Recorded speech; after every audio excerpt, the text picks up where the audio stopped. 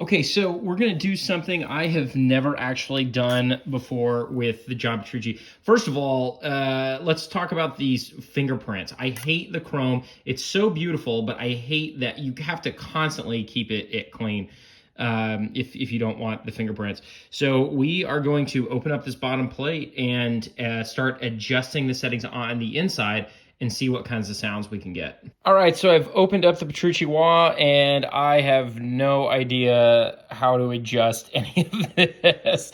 So we're gonna look up the manual. Okay, so I just turned up the two lowest frequencies up all the way because I don't like in the heel back position, it gets a little too muddy. And so if I boost these frequencies, I don't know if that's gonna have the opposite effect of what I'm intending. I think it will, but if we don't like it, then we'll flip it back the other way.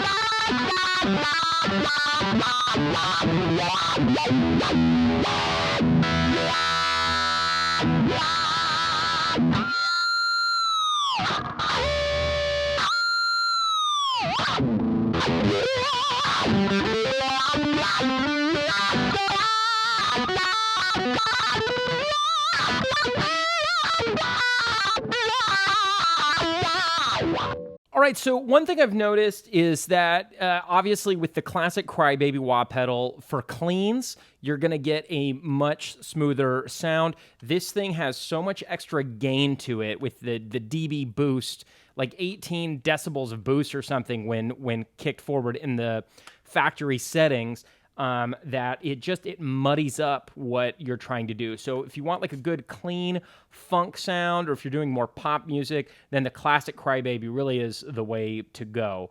And then when you kick on the gain, I also still kind of prefer the classic CryBaby overall, but when I need a really screaming solo, I love the John Petrucci. I mean, it adds so much harmonic color that it's hard to beat. So I would think for me, if I was touring, playing in a live setting, regardless of the style I was playing, I would take the classic CryBaby because it's just a little bit more versatile. Even though it doesn't have quite as much growl as this, for the kind of stuff I'm usually doing, I would want that classic CryBaby sound.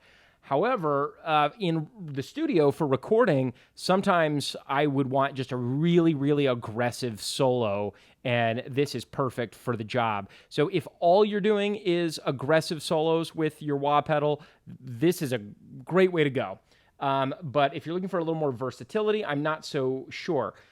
After we changed the EQ settings inside, which I didn't even realize you could do, for me, the thing that I wanted to change the most was when you rock it back, it loses a lot of its a lot of that gain, and it loses a lot of the distortion, and it really cleans it up. The sound almost just disappears is how it feels to me. And then when you rock it forward, it's like overdrive. So it goes from overdrive, rock forward, to almost nothing pulled all the way back. So I wanted to change that on the inside. So I boosted the 100 and 200 hertz frequencies all the way to see what kind of sound we got. And then I dialed them all the way back to see what kind of sound we got. And I think overall, I prefer just the factory settings on this pedal. There's a reason why John Petrucci uses those settings.